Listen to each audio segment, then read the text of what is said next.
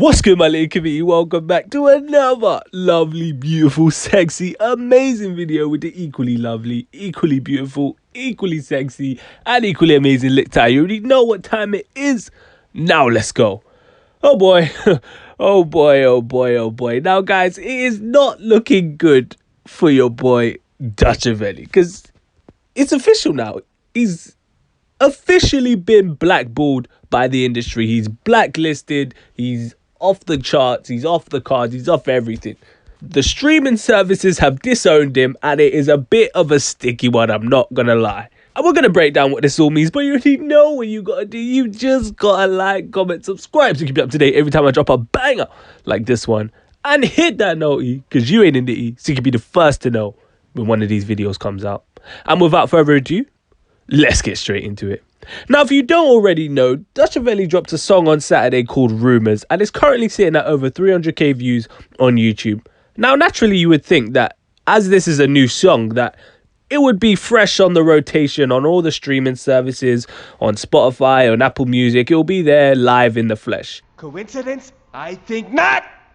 Well, sadly, you are mistaken.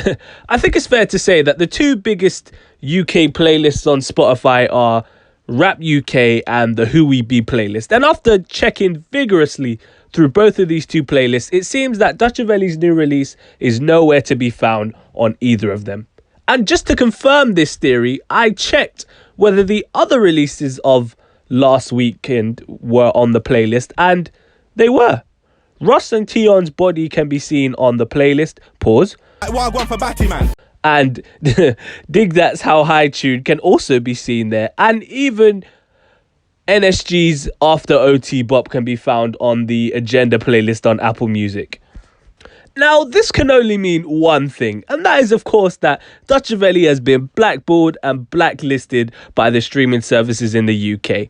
In the words of Heady One, it's a bit of a sticky one still. You know what I mean? Like, 100,000 for the cheapest ring on the nigga finger, little bitch. Now, you may have seen a similar dilemma happening with 6ix9ine, as none of the tunes that he released since he's been out of jail have been very, prevalent on any of the American playlists like Rap Caviar and any of the hip-hop playlists on Apple Music or on other streaming services. So it seems that the hip-hop community is not fond of people who snitch, and now it seems like the UK rap community is not fond of predatory behavior, or what they think to be predatory behavior, because he's still claiming that he didn't do it.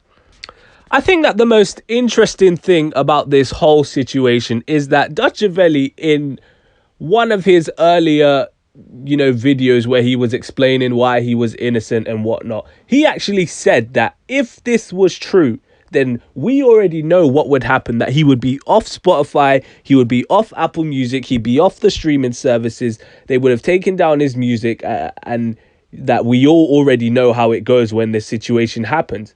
And that hadn't happened yet, but then again, he hadn't released any new music. And I did point out that R. Kelly's music's still on Spotify and still on Apple Music, no matter how many, underage people that he's done his thing with. So that's still there. But now we've seen that what he said is now coming to fruition. He's not been put on any of the playlists like he normally would. So does that mean that we now have to believe that this is true? And if we do, that's just what's come from his mouth. He's the one that told us that. He said that if what's happened now has happened, then that means that he's done it. And because it didn't happen, then it means he didn't do it. But it's happened now. So he's basically kind of self-confessing in a way. Like, it's kind of self-confession. Got on some Usher type joints. Thought we wouldn't notice, but we did. Nah, I'm just playing. But Dutch, I hope you're listening, because I'm going to spit some real advice for you. As I've said in many videos, I think the way that you are going about this situation is very wrong. And it's been evident here. Streaming services are the new radio. They're the biggest way to get your music out, to keep your music in the conversation. And if you are not willing to make any attempt to clear your name, or, you're saying stuff like, I don't need to address these rumors, it puts you in a very sticky situation. Like, this is exactly what I was talking about. What do you mean you don't need to address the rumors? They're blackballing you in front of your very eyes. You need to address these rumors. You can't brush this under the rug. If you brush this under the rug, they will brush you under the rug. That's basically what they're doing. They brushed you under the rug. They said, DUTCHAVELLI dropped something. Y'all hear something? The Spotify CEO was looking at Apple Music CEO like, y'all hear something? Like, DUTCHAVELLI, who's that? That's basically what's happening to you right now, big man. Yeah, that's true.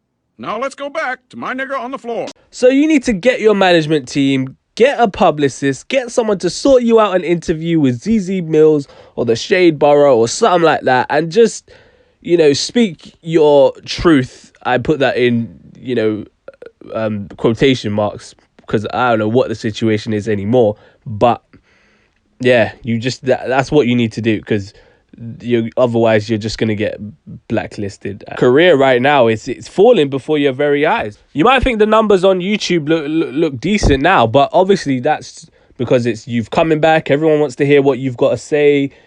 Obviously you said the thing about Bouncer that added the shock value as well, but I don't know if you'll be able to pull in them same numbers if you're just start releasing regular music again. I would have, if this whole 14-year-old thing didn't happen, you would have pulled in way more numbers if you took a 4-month hiatus and came back. You would have probably been on 1 mil views by now, like Russ and Tiana. And another point, 6ix9ine is a big global artist, so he can get away with saying, the F the industry with all this and all that, and that he's going to do it on his own and try and get a #1 by himself. But unfortunately, that's a luxury that you are not able to maintain. Like, you're not on 6ix9ine level, no disrespect. So it's not wise to say, like, forget everyone, I'm going to do my own thing. Like, I don't think as much people are invested in you and this story as they are with 6ix9ine. 6ix9ine is a bit different. Some people can say, oh yeah, I understand why he snitched and whatever, and still get behind him, but no one can get behind what they think that you've done. That's the worst part. But yeah, man, it's a crazy situation. It's a heady one, sticky one. And yeah. But let me know what you think about that in the comment section down below. Do you think that DUTCHAVELLI is being blackballed by the industry because he's not on any of these services? Or do you think that he still has a chance of salvaging his career? You let me know in the comment section down below. Don't forget to like, comment, subscribe, bro. On the road to 500 subs, you already know what time it is. You can follow me on my IG at LiTTyENT__ for all your music scene updates. Follow me on my personal at the only LiTTyENT if you care about what I do when I'm not making these bangers for you. I post updates on Twitter as well, and you might as well follow me on there, because what else are you doing with your life? Absolutely nothing, mate. Stay black, and if you're not black, stay whatever race you are. I bet. Peace. Well, you ain't know I could sing.